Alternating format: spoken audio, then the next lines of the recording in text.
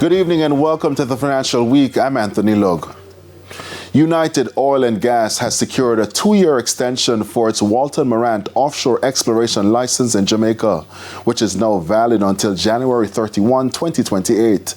The company, which holds a 100% working interest in the license, says the extension provides the stability needed to advance discussions with farming partners and continue technical assessments. United has re-engaged with interested parties after suspending its farm-out process in December 2024, with multiple companies now reviewing data under non-disclosure agreements. CEO Brian Larkin says the Walter Morant license offers a major frontier exploration opportunity with multi-billion barrel potential. He also thanked the Jamaican government and the people for their continued support of oil and gas exploration.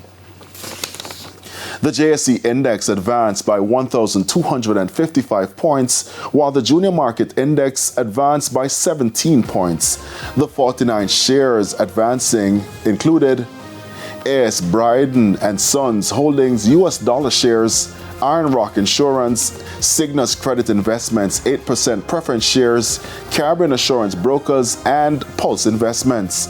34 shares declined, led by Jamaica Broilers, MFS Capital Partners, Trans-Jamaican Highway, Blue Power, and Supreme Ventures. 24 shares traded firm. There were losses against all major currencies today.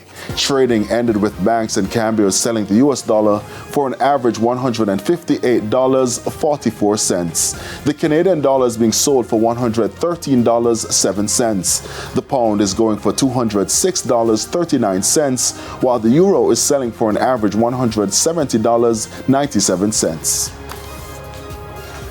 And that's the Financial Week. I'm Anthony Lug. News from overseas and the bite of the week after the break.